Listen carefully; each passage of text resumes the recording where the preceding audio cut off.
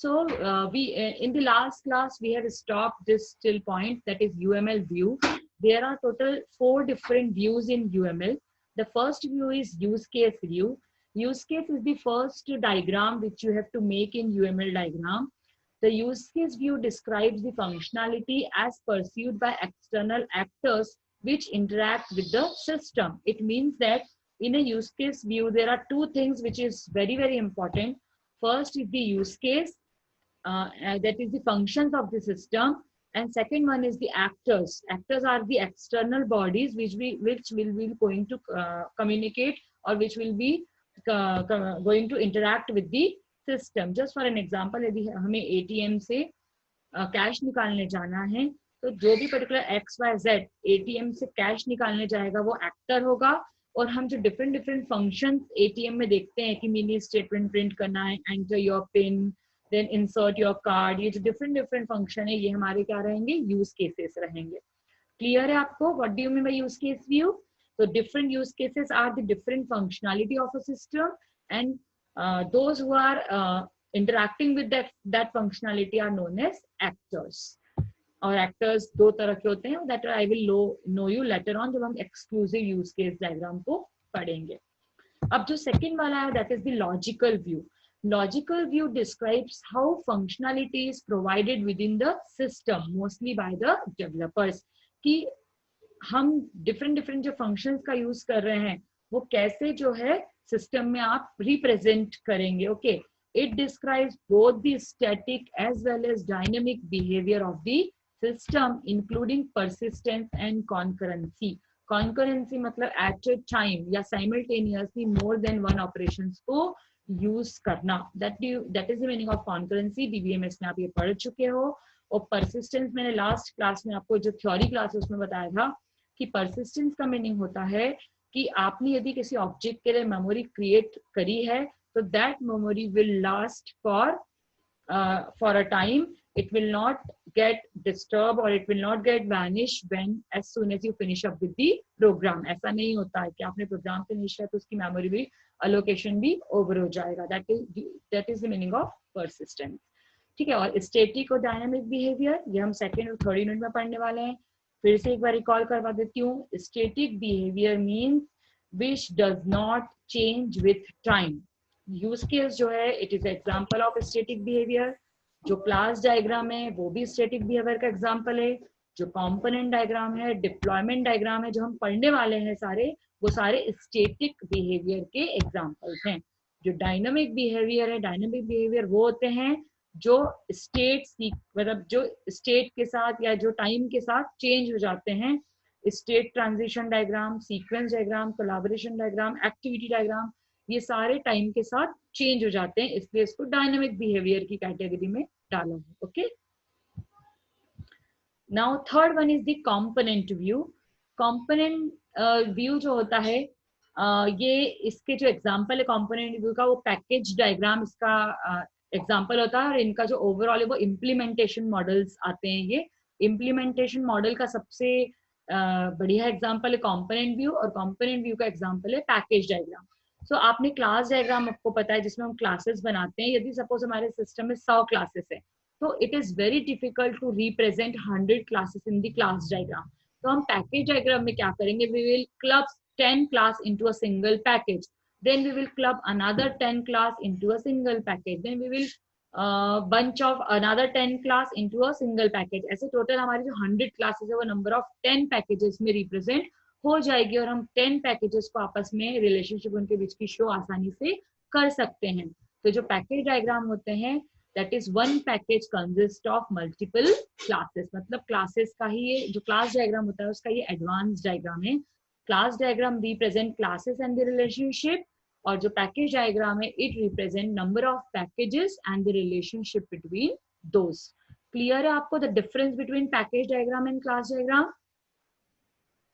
Yes और no? Hello. Yes ma'am. Okay, एक बार फिर बता रही हूँ. क्लास डायग्राम में क्लासेस और उनके बीच की रिलेशनशिप होती है, और पैकेज डायग्राम में क्लासेस होती है लेकिन वन और more classes is combined into a single unit that is known as package. Okay, and then one package is now related to another package. Okay. Now last one is the deployment view.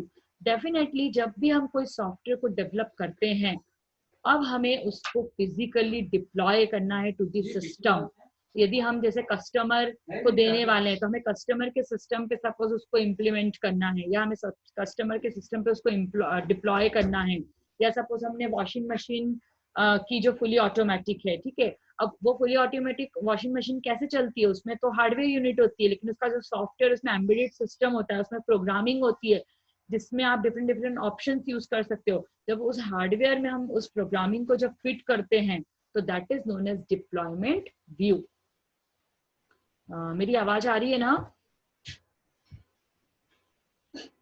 Yes, ma'am. Yes, Okay, ma'am. actually today I am at home and I am using my mobile hotspot, that's why I am asking you. College में तो land रहता है तो पता रहता है कि शायद डिस्टर्बेंस नहीं होगा. ठीक है. सो डिप्लॉयमेंट डायग्राम आपको क्लियर है? डिप्लॉयमेंट डायग्राम में क्या होता है, आपको सिंगल डेफिनेशन बस डिप्लॉयमेंट डायग्राम की याद रखनी है कि जब हम जो भी सॉफ्टवेयर बनाते हैं, जब हम उसे हार्डवेयर में इम्प्लीमेंट करते हैं और उसका जो इम्प्लीमेंटेशन करने के लिए जो डायग्राम रिप्रेजेंटेशन होता है, that is known as deployment view. Are you getting the point? It shows the physical deployment of the system. It can be any device, चाहे वो मोबाइल फोन पे आप मोबाइल जो हार्डवेयर है उस पे ऐप को आप इम्प्लीमेंट करो, चाहे वो आपका वॉशिंग मशीन में आप एम्बेडेड सिस्टम को करो, चाहे आप जो फिटबिट बैंड पहन के उस पे जो सॉफ्टवेयर को करो, मतलब कोई भी हार्डवेयर है, जब उस पे आप सॉफ्टवेयर पार्ट को इम्प्लीमेंट करेंगे तो उसको आप क्या बोलेंगे, deployment diagram. Is it clear to you both component deployment diagram? Okay, the next is visual modeling tools may help mitigate these problems. कि visual modeling कौन कौन सी प्रॉब्लम को सॉल्व करते हैं, ठीक है. तो visual modeling उन प्रॉब्लम्स को सॉल्व करते हैं, the software that poorly fits user needs. जो सॉफ्टवेयर यूजर की नीड्स को मतलब वो फिट नहीं कर पाते हैं, उसको आप और अच्छी तरीके से दिखाने के लिए और अच्छे से रिप्रेजेंट करने के लिए हम क्या करते हैं, उसको विजुअल मॉडलिंग का यूज करते हैं. Then inability to deal with changing requirements. ठीक है, हम यदि बार बार आपके रिक्वायरमेंट्स चेंज हो रहे हैं तो उस केस में आप क्या कर सकते हैं, यहाँ पर इसको रिप्रेजेंट कर सकते हो. आपको सॉफ्टवेयर को इंटीग्रेट करने में प्रॉब्लम आ रही है, आपने एक ही प्रोजेक्ट के 10 मॉड्यूल बना लिए, लेकिन आपको 10 मॉड्यूल को आपस में जोड़ने में प्रॉब्लम आ रही है, तो ये काम आपका विजुअल मॉडलिंग के थ्रू बहुत आसान हो जाता है. Then discovery of serious flaws too late in the project. कुछ चीजें होती है जो हमें याद नहीं आती है, लेकिन हम उसको एकदम एंड में याद करते हैं कि अरे ऐसा भी तो करना चाहिए था प्रोजेक्ट में, हमने ये भी तो सोचा था ऐड करने, लेकिन हम तो भूल गए. तो कुछ सीरियस मैटर रहते हैं, सीरियस पॉइंट्स रहते हैं जिन्हें हम भूल जाते हैं.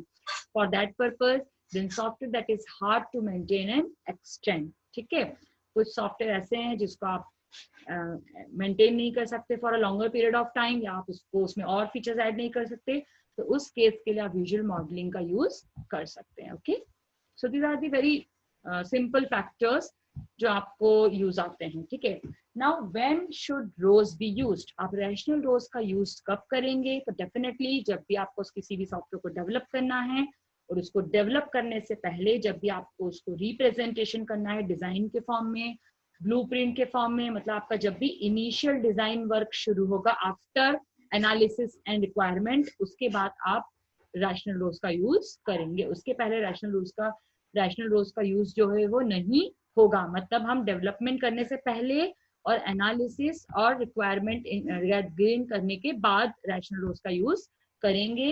और रैशनल रोज का जो यूज करेंगे उसमें हम क्या करेंगे कि जो भी हम सॉफ्टवेयर को डेवलप करने वाले हैं, उस सॉफ्टवेयर को डेवलप करने के लिए हम जितनी भी डिजाइन डायग्राम से उसको सारे रैशनल रोज की हेल्प से बनाएंगे. फिर से बता दूं यदि आप भूल गए हो तो, कि rational rose is the software और a tool made by IBM. ये IBM का प्रोडक्ट है जो डिजाइन डायग्राम्स बनाने के लिए होता है. इसके अलावा स्मार्ट ड्रॉ भी होता है और स्टार UML भी होता है. ये दो और हैं जो होते हैं. IBM जो है वो लाइसेंस सॉफ्टवेयर है, सॉरी रैशनल रोज जो है वो लाइसेंस सॉफ्टवेयर है IBM का, और जो स्मार्ट ड्रॉ और स्टार UML है वो ओपन है, वो मतलब इजीली अवेलेबल हो जाते हैं, डाउनलोडेबल है. पर IBM का जो रैशनल रोज है वो डाउनलोडेबल नहीं है, वो आपको परचेस करना पड़ता है बाय दी IBM. ओके, सो या रैशनल रोज अभी मैंने बताया, it is introduce in the middle of the project. मतलब आपने एक बार एनालिसिस और रिक्वायरमेंट कर दिया, गैदरिंग कर ली, उसके बाद रैशनल रोज का यूज करोगे और exact before the design coding. अब ये जो रैशनल रोज है, it includes both the reverse engineering as well as forward engineering. Reverse engineering और फॉरवर्ड इंजीनियरिंग का सिंपल आपको पता नहीं, एग्जांपल पता है कि नहीं, मैं बताना चाहूंगी। फॉरवर्ड इंजीनियरिंग का मतलब होता है जब आप simply SDLC software development life cycle का यूज कर रहे हो तो उसको फॉरवर्ड इंजीनियरिंग बोलेंगे। फॉरवर्ड मतलब आगे बढ़ना, जैसे आपने एनालिसिस गैदरिंग किया रिक्वायरमेंट का, उसको एनालिसिस किया, उसको डिजाइन किया, उसको कोड किया, उसको टेस्ट किया, उसको मेंटेन किया, दैट इज फॉरवर्ड इंजीनियरिंग। लेकिन रिवर्स इंजीनियरिंग मेरा एमटेक का प्रोजेक्ट था, इसलिए मैं बहुत अच्छे से आपको बता सकती हूँ। मेरे एमटेक के प्रोजेक्ट में मैंने रिवर्स इंजीनियरिंग ही मेरा टॉपिक था एमटेक में, जो मेरी थीसिस थी। तो रिवर्स इंजीनियरिंग का मतलब होता है कोडिंग फ्रॉम डिजाइन। बहुत सारे कोड आपके पास पड़े हुए हैं, लेकिन आपके पास उसकी डिजाइन जो है वो घूम गई है। मतलब आपके पास कोड है लेकिन आपको पता नहीं है कि कोड का पर्पस क्या है। तो reverse engineering means extracting the design from coding. मतलब रिवर्स इंजीनियर, अभी अपन क्या करते हैं, पहले डिजाइन करते हैं फिर कोड करते हैं, तो ये तो सिंपल फॉरवर्ड इंजीनियरिंग हो गई। लेकिन जब आपके पास कोई कोड है और उस कोड से आपको डिजाइन और एनालिसिस पता करना हो तो उसको बोलते हैं रिवर्स इंजीनियरिंग। इसका प्रोजेक्ट बहुत अच्छा बनता है, आप रिवर्स इंजीनियरिंग में प्रोजेक्ट बना सकते हो माइनर प्रोजेक्ट में, ठीक है। Okay, then it ROS offers a fast way for clients and new employees to become familiar with system internals। मतलब रैशनल रोज वर्क कैसे करता है, ये बहुत सिंपल प्रोडक्ट है, सिंपल टूल है, इसको कोई भी आसानी से यूज कर सकता है विथ माइनर ट्रेनिंग। यदि मैं भी जैसे आपको माइनर से ट्रेनिंग दूंगी, थोड़ा बहुत समझाऊंगी, तो आपको बहुत जल्दी रैशनल रोज सॉफ्टवेयर को यूज करना समझ में आ जाएगा। ओके, अब हम IBM की जब वेबसाइट पे जाएंगे, सपोज मैं आपको बोलूं कि आप IBM का रैशनल रोज आपको परचेस करना है, तो आप क्या करेंगे, आपको ढूंढना है रैशनल रोज एंटरप्राइज एडिशन। जैसे अभी हमारे कॉलेज में हम परचेस करने वाले हैं, तो उसके लिए जो हमने एंटरप्राइज एडिशन ही किया है, it's suppose the multiple language including VC++, then visual basic, Java, कोरबाई, डिफरेंट डिफरेंट लैंग्वेज जो यूज होती है। अब ये जो रैशनल रोज है, अभी अपन इसका GUI देखेंगे। GUI मतलब ग्राफिकल यूजर इंटरफेस। तो जैसे रैशनल रोज को आप ओपन करेंगे डबल क्लिक करके आइकन पे, तो सबसे पहले हमें क्या दिखेगा, जैसे हम MS वर्ड को डबल क्लिक करके ओपन करते हैं तो हमें क्या दिखता है, फाइल दिखता है, व्यू दिखता है, एडिट दिखता है, पेज ब्रेक एंड मतलब जो भी वॉट एवर दिखता है आपको। एक हमारे माइंड में सेटअप होता है कि हाँ MS वर्ड को खोलेंगे तो ऐसे दिखेगा। वैसे ही जब आप रैशनल रोज सॉफ्टवेयर को ओपन अप करेंगे तो वहां पर आपको स्टैंडर्ड टूल बार दिखेगा, देन डायग्राम टूल बार दिखेगा, एक ब्राउजर दिखेगा, एक डायग्राम बनाने के लिए विंडो दिखेगी, देन डॉक्यूमेंटेशन व्यू दिखेगा जहाँ पर कुछ डॉक्यूमेंट्स रहेंगे, देन आपको स्पेसिफिकेशन दिखाई देगा, एक लॉग विंडो दिखाई देगी। मतलब ये डिफरेंट डिफरेंट पार्ट्स हैं जो आपको रैशनल रोज जैसे आप ओपन अप करेंगे तो आपको ये सब कुछ दिखाई देने वाला है। Standard tool, diagram toolbox, then browser, then diagram window, documentation window, then specification, log window, etc. etc. जब आएगा तब मैं आपको with diagram ये चीज बताऊंगी। देखो ये आ गया। Is diagram visible to everyone? Hello. Yes, ma'am. Yes, ma'am. Okay. Yes, ma'am. Okay. Okay. Yes, ma'am. चलो देखो, Bharti Chaure, please mute yourself. Okay. Okay, so can you see in the diagram? See, देखो ये बड़ी सी ब्लैंक सी window दिख रही है, इसको बोलते हैं डायग्राम विंडो। क्लियर है? मतलब जो भी हम डायग्राम बनाएंगे वो कहां पर बनेगा, इस डायग्राम विंडो में बनेगा। Is it clear? Yes, ma'am. Okay, फिर ये जो लेफ्ट साइड में लेफ्ट बॉटम लेफ्ट देखेंगे, यहाँ पर welcome to Rational Rose unified process framework, purpose of the framework, ये जो लिखा है ये इसको बोलते हैं डॉक्यूमेंटेशन विंडो। यहाँ पर आपका जो भी आप डॉक्यूमेंट करेंगे, मतलब आपका जो भी मतलब आप जो भी काम करेंगे उसका डॉक्यूमेंटेशन आपको यहाँ पर दिखते जाएगा, ठीक है। देन यहीं पर होती है आपकी लॉग विंडो भी। लॉग विंडो मतलब यहाँ से आप डिफरेंट डिफरेंट डायग्राम्स पे लॉग इन कर सकते हैं। अभी तो यहाँ पर वो बहुत क्लियरली आपको दिख नहीं रहा होगा, लेकिन अभी जब अपन काम करेंगे रैशनल रोज में तब मैं आपको बताऊंगी, ठीक है। तो ये जो आपका हो गया ये लॉग विंडो हो गया। फिर इसके जस्ट ऊपर मतलब लेफ्ट में आपको जो दिख रहा है that is the browser window. Browser window में आपको दिख रहा होगा use case view, logical view, component view, deployment view, सारे पढ़े अभी हमने लास्ट स्लाइड्स में। इसको बोलते हैं ब्राउजर विंडो, इसको बोलते हैं ब्राउजर विंडो, है ना। अब यदि हमें यूज केस डायग्राम बनाना है तो हमें किस पे क्लिक करना पड़ेगा, यूज केस व्यू पर। यदि हमें लॉजिकल डायग्राम मतलब स्टैटिक और डायनेमिक डायग्राम बनाना है तो हमें किस पे क्लिक करना पड़ेगा, लॉजिकल व्यू पे। यदि हमें पैकेज डायग्राम बनाना है तो हमें क्लिक करना पड़ेगा कंपोनेंट व्यू पे, और यदि हमें डिप्लॉयमेंट डायग्राम बनाना है तो हमें किस पे क्लिक करना पड़ेगा, डिप्लॉयमेंट व्यू पर। क्लियर है आपको ये चीज, मतलब जिस पर्टिकुलर उस पर आप क्लिक करेंगे। और आप ये प्लस माइनस का मीनिंग समझते हैं, यहाँ पर जो फोल्डर ये येलो कलर का फोल्डर दिख रहा है उसके पास प्लस प्लस प्लस बना हुआ है, आप इसका मीनिंग समझते हो, what is the meaning of plus and minus here? No, not add करना, नॉट एग्जैक्टली ऐड करना। Anything else, anybody else? मतलब दिस यूज, ये एक ट्री जैसा होता है कि जब मैं इसको प्लस करूंगी तो उसके फर्दर रूट्स आ जाएंगे, फिर यदि हम वहां पर प्लस होगा तो उसको प्लस करूंगी तो उसके फर्दर ब्रांचेस आ जाएंगे। एम आई राइट? और यदि उसको आप माइनस माइनस करते जाएंगे तो वो आपस से वो उसके लेवल्स जो है वो आपस से डिक्रीज होते जाएंगे। Are you getting the point? Okay. अब देखो सबसे इंपॉर्टेंट ये होता है जहां पर आपको ये एरो बना हुआ दिख रहा है, एबीसी लिखा हुआ है, एक नोड बना हुआ है, एक डैश जो स्लांट लाइन बनी है, ये क्लास का सिंबल है, ये इंटरफेस है, ये एसोसिएशन है, दिख रही है सब चीजें। इसको बोलते हैं आपका टूल बार। मतलब आप जो भी डायग्राम यूज करोगे उसका टूल बार ऐसा इस तरह से वर्टिकल होगा। Are you getting the point? Vertical tool bar, are you able to see vertical tool bar? ये लिखा है डायग्राम टूल बॉक्स, क्लियर है?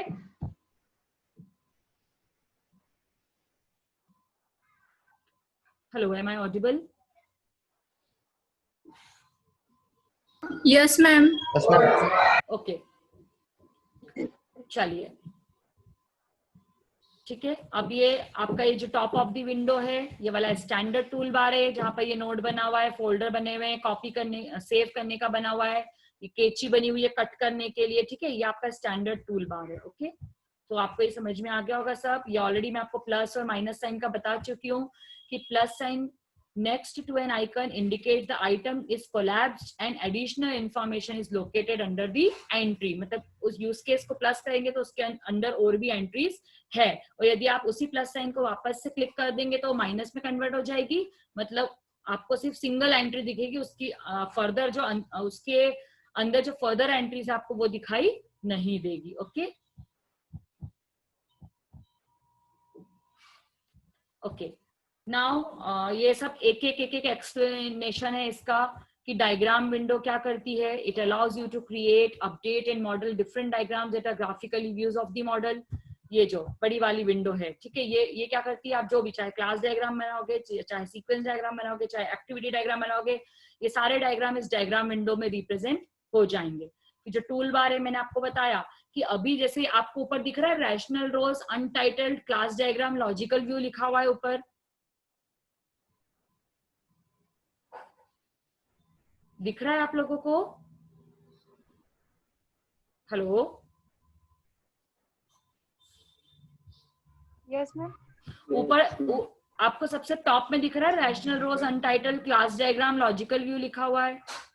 इसका मतलब क्या है कि आप क्लास डायग्राम बना रहे हो, मतलब ये जितने भी सिंबल्स हैं यहाँ पर वो क्लास डायग्राम से रिलेटेड टूल्स हैं। यदि आप सपोज यूज केस डायग्राम को सिलेक्ट करते हैं तो वो यूज केस डायग्राम से रिलेटेड टूल आ जाएंगे। यदि आप डिप्लॉयमेंट डायग्राम सिलेक्ट करते हो तो डिप्लॉयमेंट डायग्राम से रिलेटेड टूल आ जाएंगे। मतलब टूल बॉक्स आपका हमेशा चेंज होता रहेगा according to the new diagram. Okay, मतलब आप जो डायग्राम सिलेक्ट करोगे आपका वो वाला पर्टिकुलर सिलेक्ट हो जाएगा। तो डायग्राम टूलबार क्या है? It is a unique to each diagram type and can be customized, ठीक है। हर डायग्राम के अकॉर्डिंग ये चेंज हो जाएगा, और आप जब भी डायग्राम को सिलेक्ट करेंगे ये एक्टिव हो जाएगा। इट मे बी विजिबल और हिडन, डॉक्ड और फ्लोटिंग। मतलब आप जरूरी नहीं है आप eight a time her particular tool को यूज कर सको। जो जिस वक्त काम कर रहेगा वही विजिबल या सिलेक्शन मोड में रहेगा, बाकी इनविजिबल मोड में रहेगा, या आप उसको सिलेक्ट नहीं कर पाएंगे, ठीक है। इस तरह के कुछ ऑप्शंस है, अभी ओरली बताना बहुत टफ है मेरे लिए भी, but try to understand. Okay, अभी